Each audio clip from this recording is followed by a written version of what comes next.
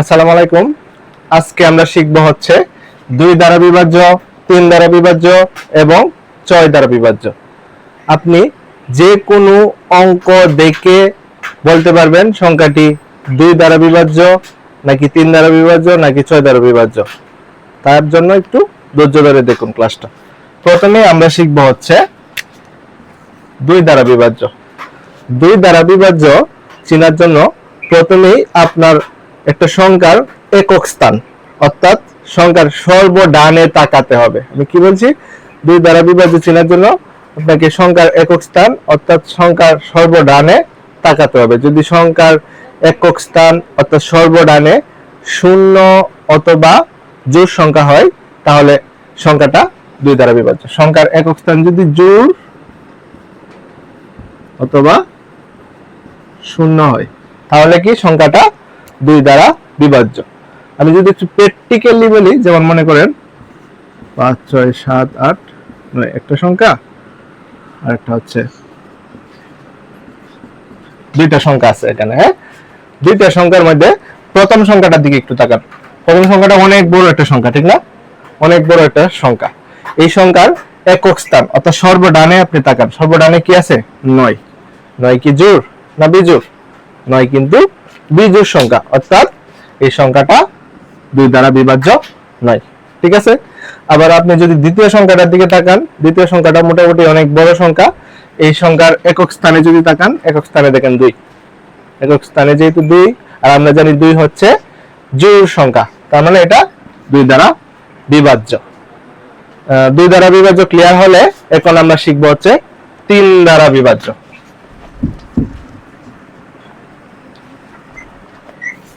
3 দ্বারা বিভাজ্য। 3 দ্বারা বিভাজ্য বের করার নিয়মটা 2 দ্বারা বিভাজ্যের মতো নয়। 3 দ্বারা বিভাজ্য বের করতে হলে আপনাকে একটি সংখ্যার অঙ্কগুলোর যোগফল নির্ণয় করতে হবে। আমি কি বলছি? আপনাকে একটি সংখ্যার অঙ্কগুলোর যোগফল,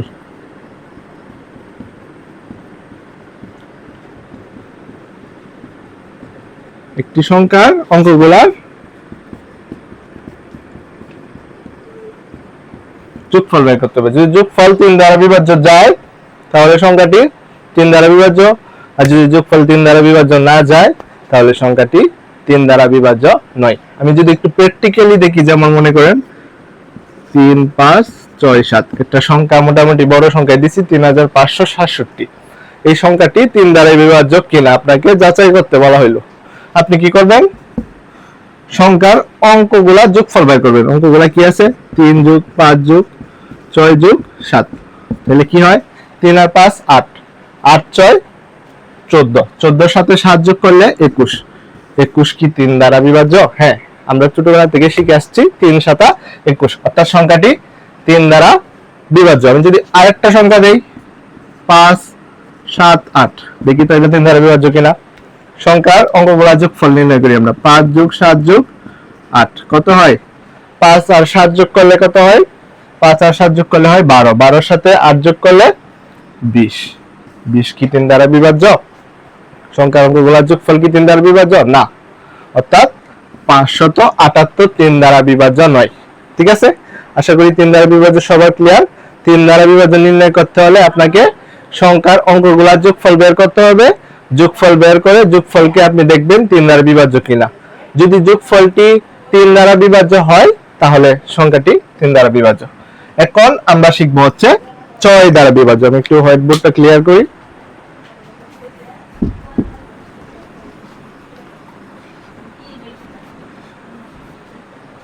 6 দ্বারা বিভাজ্য শিখতে হলে আপনাকে প্রথমে 2 দ্বারা বিভাজ্য আর 3 দ্বারা বিভাজ্য জানতে হবে।